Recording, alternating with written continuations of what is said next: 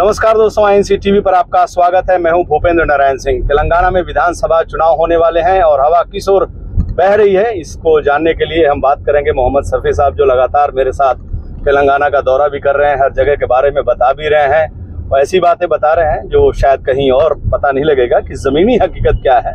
लोगों से मुलाकात कर रहे हैं क्योंकि यहाँ पर तेलुगु बोला जाता है, तो तेलुगु का ट्रांसलेशन भी करके मुझे बताते हैं कि जनता क्या कह रही है, किसान, नौजवान, महिलाएं ये क्या कह रहे हैं।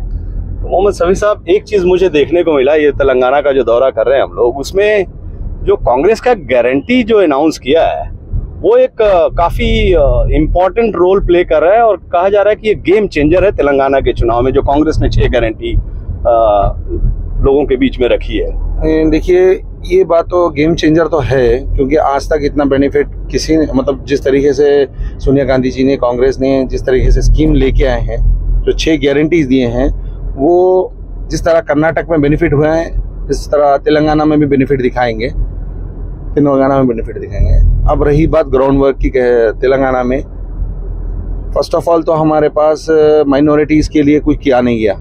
ग्राउंड वर्क में तकरीबन माइनॉरिटीज़ हैं, जिसकी वजह से चाहे वो माइनॉरिटी मुस्लिम हो, चाहे वो सिख हो।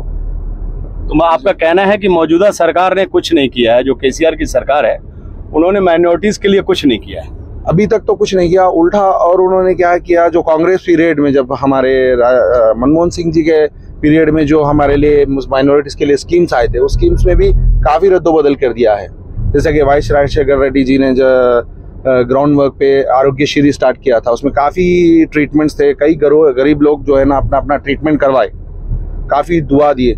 इस तरह क्या है बोले तो वो काफी मशहूर प्लान था जो था आरोग्यश्री, बहुत बड़े इलाज फ्री में हुए और अभी भी जनता उसको याद करती है।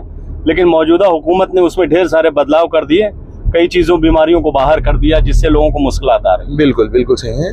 इसी तरह क्या है, आरोग्यश्री सिर्फ नाम का हो चुका है। आरोग्यश्री में काफी बिग ट्रीटमेंट्स, जो बड़े ट्रीटमेंट्स होते थे बड़े हॉस्पिटल्स में, काफी फैसिलिटीज हटा दी गई। अब इसलिए तो अब कांग्रेस जब आ रही है तो पब्लिक को एक नई उम्मीद जागी है। आपके कहने का मतलब है कि नौजवान जो है वो परेशान है, बिल्कुल काफी परेशान है, क्योंकि उन्हें रोजगार नहीं है, उन्हें कोई आईटी सेक्टर में कोई जॉब्स नहीं आ रहे, बाहर के कंपनीज नहीं आ रहे। खाली आईटी सेक्टर में सिर्फ एक ही चीज हो रहा है, तेलंगाना में सिर्फ डेवलपमेंट हो रहा है, रियल एस्टेट बूम हो रहा है। बट किसी को, अब देखिए, बेरोजगारी जब बढ़ेगी तो क्राइम्स बढ़ेंगे। आप देख रहे हैं ना हालात कैसे होते जा रहे हैं दिन ब दिन। एक भ्रष्टाचार का भी बहुत ज्यादा आरोप लग रहा है मौजूदा सरकार के ऊपर, जो गांव, गली, नुक्कड़, हर जगह इसकी चर्चा है। मौजूदा जो रिजीम है वो इस चुनाव में कितना असर डालेगा? देखिए, भ्रष्टाचार के बारे में तो सब जानते हैं कि भ्रष्टाचार कितना चल रहा है हर जगह से, शुरू से ही। तकरीबन चाहे कि हमारे स्टेट गवर्नमेंट हो, सेंट्रल गवर्नमेंट हो, बाई इलेक्शन होता है तो करोड़ ऑफ रुपीस खर्चा कर दिए जाते हैं। पब्लिक को सोचने का मौका नहीं दिया जा रहा है कि भाई किसे वोट दे। सिर्फ उनको एक ही चीज दिखाया जा रहा है कि नोट, ये जो नोट है वोट खराब कर रहा है। ये बड़ी बात की आपने कि चुनाव में जो वो नोट है वो वोट खराब कर रही है। तो क्या आप लोग इस चीजों को समझ रहे हैं कि नोट के बलबूते वोट नहीं देना है, जो काम करेगा उसी को वोट देना है? जैसे हमने कर्नाटक में देखा, जो स्कीमें शफी भाई जो लागू की गई, जो कहा गया वो वादे को पूरा किया गया, उसी तरह इस बात की भी यहाँ पर चर्चा है कि तेलंगाना का जो राज्य का जो निर्माण हुआ उसमें श्रीमती सोनिया गांधी जी का बहुत बड़ा योगदान है। और लोग इस चुनाव में चर्चा कर रहे हैं कि तेलंगाना अगर किसी की देन है तो श्रीमती सोनिया गांधी जी की है। बिल्कुल, ये तेलंगाना अलग हुआ है सोनिया गांधी जी की बदौलत, वरना इस तेलंगाना अलग करने के लिए किसी के पास इतनी ताकत नहीं थी।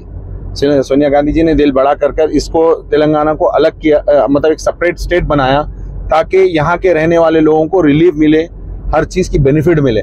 मगर बेनिफिट तो दूर की बात है, काफी बेनिफिट हैं जो कांग्रेस ने दिए, वो बेनिफिट छीन लिए गए हैं। अब जैसे कि मैं बताया था अभी थोड़ी देर पहले, आरोग्यश्री जो कांग्रेस की तरफ से था, अभी रिजर्वेशंस में भी काफी स्कॉलरशिप्स को भी खींच लिया गया, अब इलेक्शन से पहले रिलीज किए जा रहे हैं।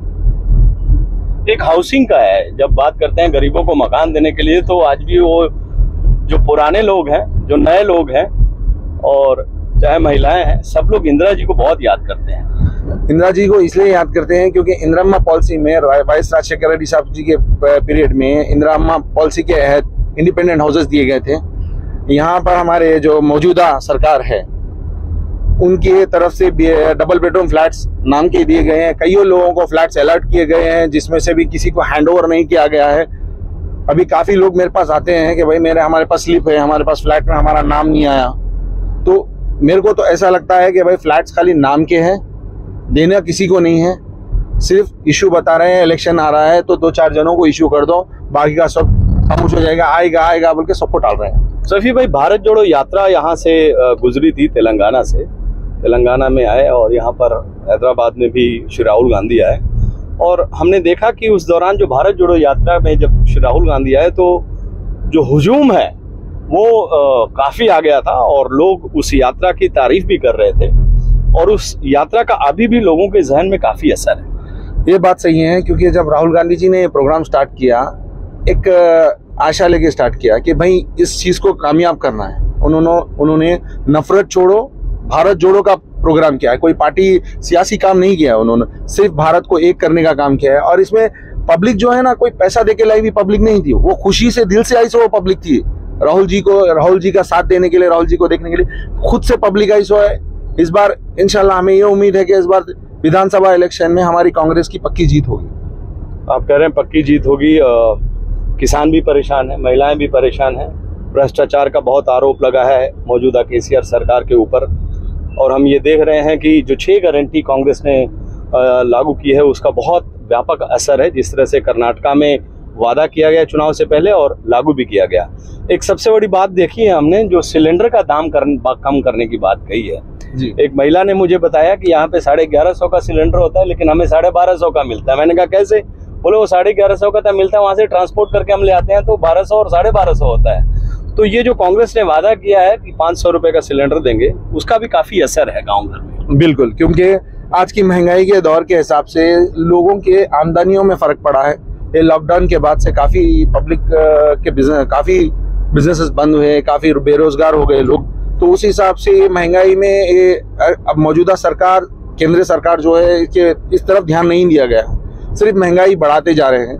अब महंगाई कम करने का टाइम आया है, तो ये 500 रुपए जो गैस है एक गरीब आदमी के लिए बहुत बड़ी बात है, क्योंकि आज कोई घर में चूल्हा जलता है तो गैस पे ही पकता है। जिस तरीके से 500 रुपए गैस, वो तो डेली कमाने वाला एक सुकून से जिएगा।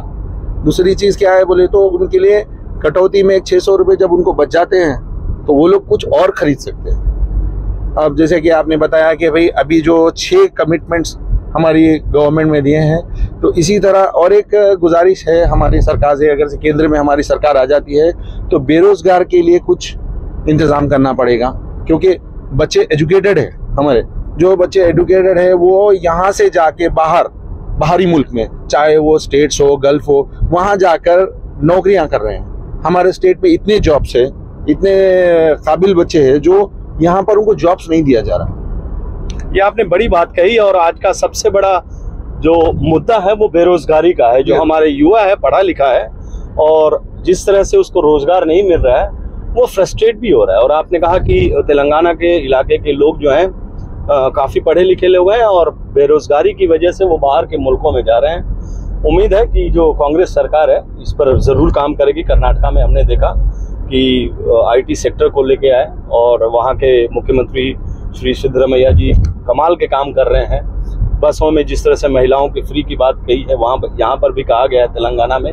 तो कहीं ना कहीं ये जो 6 गारंटी है वो गेम चेंजर के रूप में कांग्रेस देख रही है। और ये बात जो है वो पूरे तेलंगाना में 6 गारंटी घर घर तक पहुंची है।